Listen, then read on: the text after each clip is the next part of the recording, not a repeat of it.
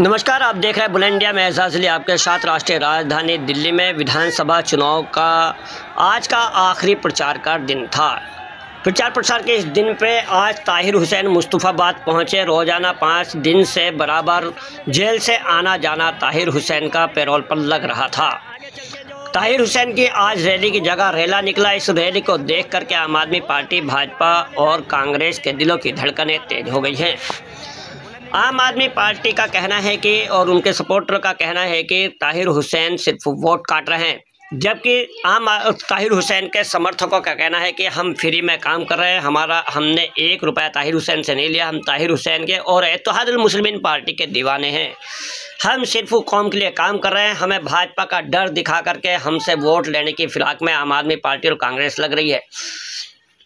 दिल्ली की 2 विधानसभा सीटें हैं। 70 में से 2 विधान सीटों पर आम इत्तेहादुल मुस्लिमीन पार्टी असदुद्दीन ओवैसी बैरिस्टर की पार्टी के लोग चुनाव लड़ रहे हैं। मुस्तफ़ाबाद से ताहिर हुसैन चुनाव लड़ा है तो मुस्तफ़ाबाद में लोग भाजपा का डर दिखा रहे हैं और ओखला सीट से इत्तेहादुल मुस्लिमीन के पार्टी के जो कैंडिडेट चुनाव लड़े वहाँ भी भाजपा का डर दिखाया जा रहा है। यदि इन लोगों को वोट देंगे तो भाजपा जीत जाएगी।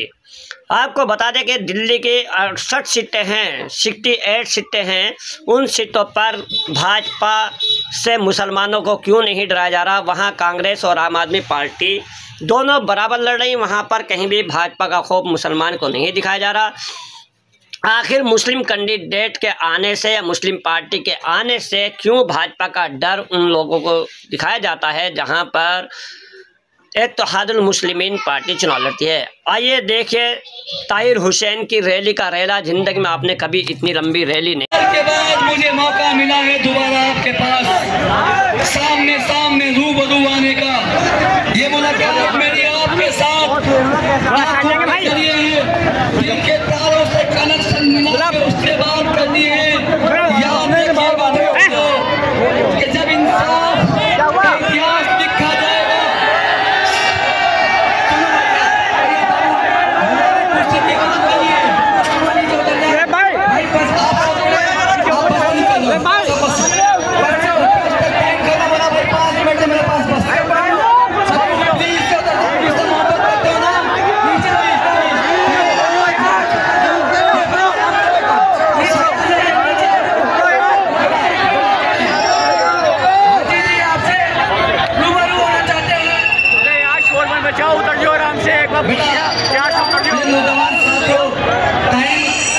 मालूम है कि 5 बजे का टाइम जो है वो लास्ट टाइम होता है। 5-7 मिनट बचे हैं। 2 मिनट बात आपसे करना चाहता हूँ। मेरी बात आप ध्यान से सुन लीजिए। ये मेरे लिए खुशी की बात नहीं है। यकीनन जब मैं सुबह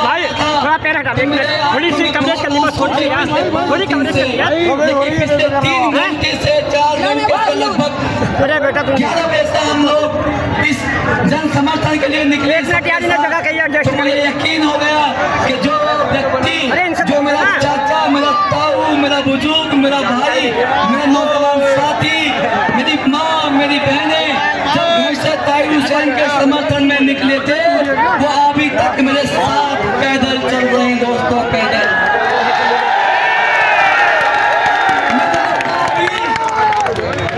हमारा वास्ता बड़ा।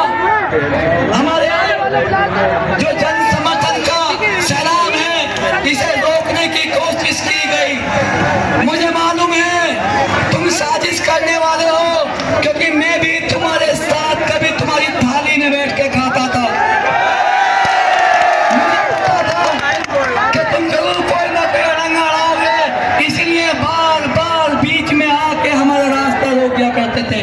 लेकिन उसमें ज्यादातर वो लोग हैं जो बाहर से बुलाए गए हैं, वो लोग हैं जो भागलपुर से आए हैं, वो लोग हैं जो आजादपुर मंडी से आए हैं, वो लोग हैं जो ओखला से आए हैं, वो लोग हैं जो तमाम उनके जो दिल्ली का कार्यकर्ता है, जिसको ये दिखाना है कि केजरीवाल के नाम पे वोट मिलता है। वो होगा केजरीवाल का नाम, लेकिन मुस्तफाबाद में इस वक्त ओवैसी साहब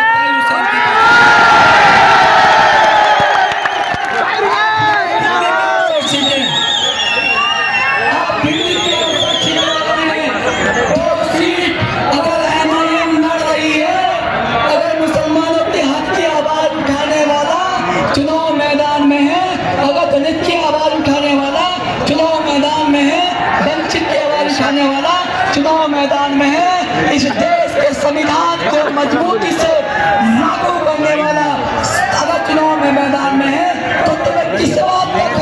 समझ नहीं आता मुझे।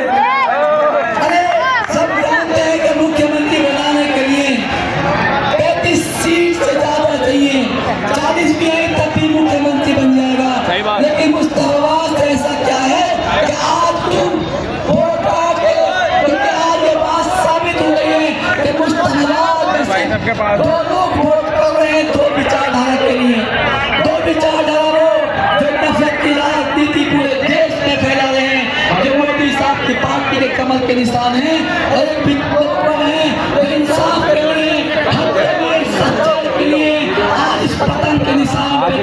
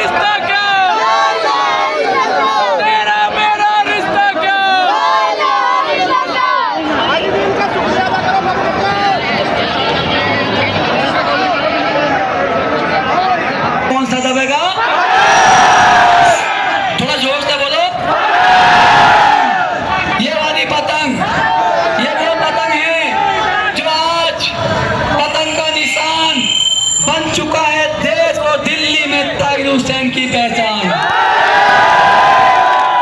बुजुर्गों, दोस्तों, नौजवान साथियों, ये वही पतंग का निशान है जो दिल्ली और देश में ताहिर हुसैन मुस्तफा को एक नई पहचान देने जा रहा है। मुस्तफा को बताना है, अरे तुम कितने भी निशान बदलवा दो, लेकिन जनता हमेशा हक, ईमानदारी, इंसाफ के साथ खड़ी थी, खड़ी है और खड़ी रहेगी। दोस्तों, मैं ज्यादा वक्त नहीं लूंगा, बस इतना बताऊंगा कि मैं जेल जाने वाला हूं अभी, क्योंकि जो टाइम था वो हमारा आखिरी आज दिन था और समय प्रचार का खत्म होने वाला है। तो मैं दोबारा आपसे कब मिलूंगा, कैसे मिलूंगा, ये अल्लाह जानता है, और गैब की बात से बंदा जानता, कोई नहीं जानता इसके अलावा। लेकिन एक उम्मीद ये लेके जा रहा हूं कि अल्लाह ताला के हुक्म से अगर जनता की अदालत ने मुझे इंसाफ दिया, 5 तारीख को बटन का बटन दबाया, मुझे हक मिला, इंसाफ मिला, न्याय मिला जनता की अदालत में, वो अल्लाह का फैसला है, अल्लाह की अदालत है दोस्तों। अल्लाह के यहाँ से फैसला जनता की अदालत में साबित होगा, तो वो दिन भी दूर नहीं जब देश के कानून की अदालत भी मुझे इंसाफ देगी दोस्तों। दोस्तों, बहुत सारी बातें करनी चाहता था। एक छोटा सा वाक़ा याद आया, मेरे 2 बेटे, एक मेरे साथ चल रहा था, एक का मुझे नजर नहीं आ रहा, पीछे से किसी के साथ आ रहा है। मुझे मालूम था कि शुरू का जब 2 साल कोरोना का टाइम था, उसके बाद जब कोर्ट खुले तो कोर्ट में तारीखें पड़ने लगी। मैं यहाँ से जब तिहाड़ से कोर्ट आता हूँ तो तिहाड़ जेल वाले, जेल का एक नियम होता है कि सब सुबह को जल्दी 6 बजे जब सूरज निकलता है तो उठाने के लिए, आवाज लगाने के लिए आ जाते हैं, और जो बैरिंग के अंदर लोग होते हैं उन्हें बाहर खड़ा करके गिनतियां उनकी करते हैं कि कोई कम तो नहीं हुआ, फिर शाम को भी वैसे ही बंद करते हैं। तो मैं देखता था कि जब गांव में था, मेरे घर दिल्ली में भी था कि एक दरवा बना हुआ था, मेरे बच्चों को उस वक्त मुर्गी पालने का शौक था। वो मुर्गी जो सुबह खुलती थी, दिन भर चुपती थी, घूमती थी, शाम को बंद होती थी, लेकिन वो जेल में रहने वाला बंदी, वो जेल में रहने वाला कैदी, वो 2 टाइम बंद होता है, खुलता है, जब सूरज निकलता है तब खुलता है, और जब लगभग 11 बजते हैं तो बंद होता है, उसके बाद फिर 3 घंटे बाद खुलता है और फिर धुलने के साथ बंद होता है। दोस्तों, ये वो बात है जो मैं आपको इसलिए बता रहा हूँ कि कभी किसी का दिल मत दुखाना, किसी को परेशान मत करना, किसी का हक मत मारना, किसी के साथ कोई जुल्म मत करना, कोई गुनाह मत करना, क्योंकि अल्लाह ताला जानता है किसकी सजा किसको कब मिले, कब भुगतनी पड़े। ये जरूरी नहीं कि जो गुनाह तुम तुमने किया है उसी की सजा मिले, या जो गुनाह तुमने नहीं किया फिर भी तुम जेल काट रहे हो, ये अल्लाह का मामला वही जानता है दोस्तों। बहरहाल हम एक कुरान के मानने वाले हैं, एक नबी के मानने वाले हैं, एक अल्लाह के मानने वाले हैं। हमें हमारा कुरान कहता है, हमारे नबी ने पैगाम दिया है, अखलाक वो चीज है जिससे आप इंसान को दिल जीत सकते हो, दुनिया को जीत सकते हो। ऐसा ही हुआ कि जो लोग मुझसे नफरत करते थे, मुझे तरह तरह की गालियां बकते थे, मेरे बारे में उल्टी सीधी बात करते थे, कुछ लोग 1 साल के बाद मुझसे मिलने लगे, कुछ लोग 2 साल के बाद मुझसे मिलने लगे। मालूम ये पड़ा कितने लोग ऐसे थे सामने से जिन्होंने कहा ताहिर भाई हमने मीडिया में देख के आपके बारे में गलत राय बनाई थी, आप ऐसे इंसान हो ही नहीं, आप तो भाईचारे के इंसान हो, हिंदुस्तानी मुसलमान हो, संविधान पे चलने वाले मुसलमान हो।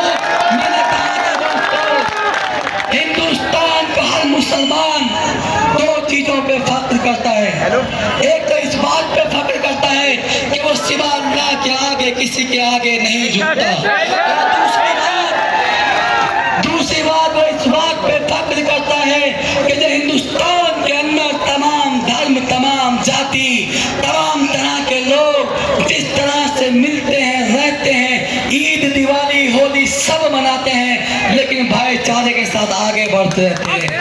ये तो कुछ पार्टियां हैं जो वोट बैंक के चलते नफरत की दुकान चलाते हैं और लोगों को बांटने का काम करते हैं, लेकिन उन्हीं में से उन्हीं के कुछ लोग ऐसे हैं जो आपके पास आते हैं, नाम भी उनका मेरे जैसा होगा, चेहरा भी उनका मेरे जैसा होगा, लेकिन जो उनका आका है, जो उनका हिटलर है, जो वो कहता है उसका नेता वही करता है। ये बात साबित हो चुकी। संभल आपने देखा, दिल्ली आपने देखा, वफोट आपके सामने है, तमाम ऐसे मसले हैं, मसाइल हैं जिस पे कोई भी सेकुलर नेता बात करने को तैयार नहीं है, चाहे वो नेता उसका नाम मुसलमान हो या कुछ और हो, लेकिन वो वही बात करता है जो उसकी पार्टी की गाइडलाइन होती है।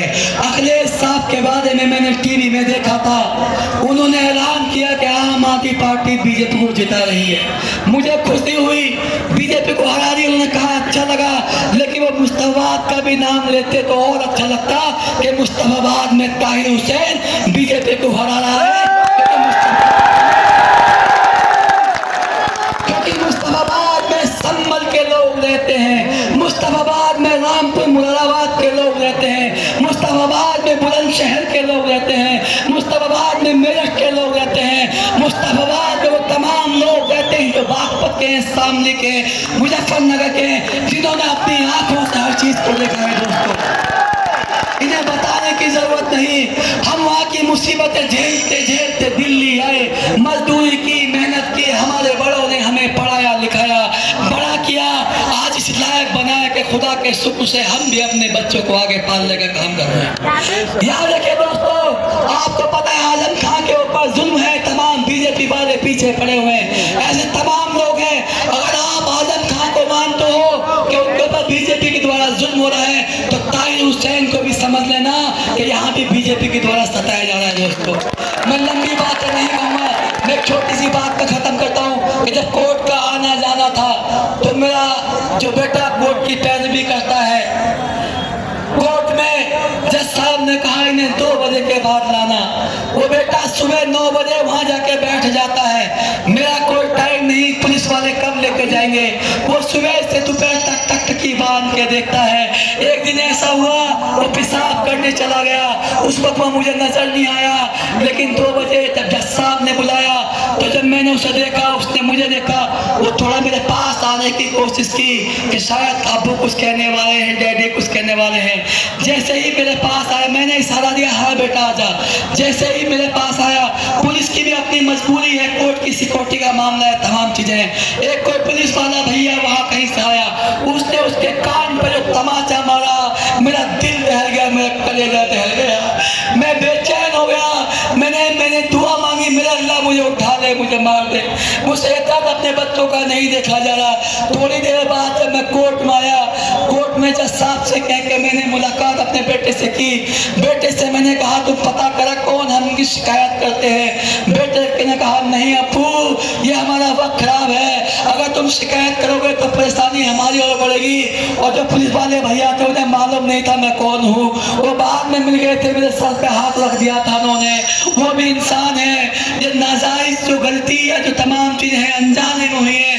आप अल्लाह के लिए आगे बढ़ो, हमारी फिक्र मत करो, चिंता मत करो। ऐसे तमाम